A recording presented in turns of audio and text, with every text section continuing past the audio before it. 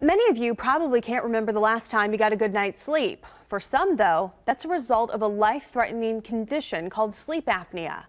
Now, there's a high-tech solution for that sleep problem that is now becoming available right here in the metro. KCTV5's Betsy Webster is live to explain how it works and why it's so groundbreaking. Betsy. Well, this behind me here, this is Ron Hofmann. What he's showing us here are the sleep masks that he found impossible.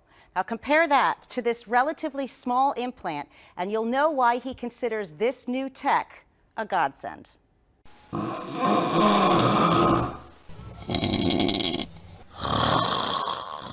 There are plenty of online humor videos about snoring, but when sleep apnea is to blame, it's no joke. It's a risk factor for heart attacks, strokes. Ron Hofmann didn't even have any snoring, but he and his wife knew his level of fatigue and memory loss was not normal. Sometimes I would be driving someplace that I had been to many, many times before, and I would just find myself driving someplace else, and then I'd get there and I'd say, where am I and why am I here? A sleep study showed that his tongue was falling back into his airway while he slept. He would stop breathing, and his brain would wake up to move his tongue forward to get him breathing again. That's what sleep apnea is, and it happened almost once a minute with Ron. And that's the biggest thing people worry about is stopping breathing for good at night, but your body always wakes yourself up from this sleep apnea episode. It's the long-term consequences that are bad. And the treatments have never been good. The first device he got was almost like sleeping with Darth Vader. Ron tried dozens of sleep masks that use air to keep the tongue in place, but he'd tear them off unknowingly in his sleep, setting off lights and alarms that woke his wife. How are we doing today?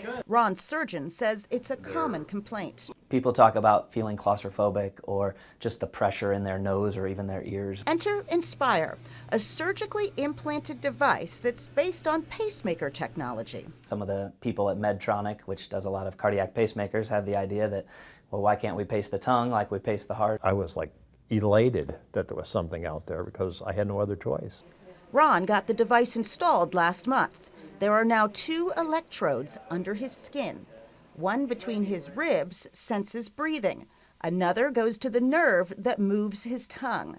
You can see it being pushed forward here while he's still under anesthesia. I'm really looking forward to this working for him. So am I. His device comes with a remote, so it's only pulsing during naps and scheduled sleep.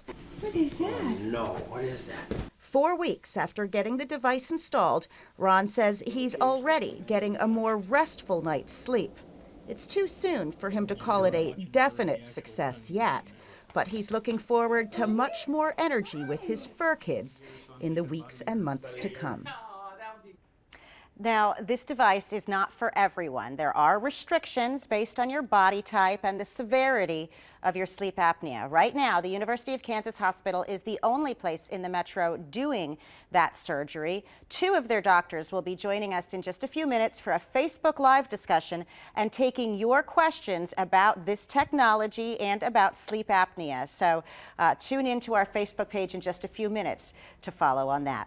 Ellen. All right, I know the feedback has already been great. Betsy, thank you.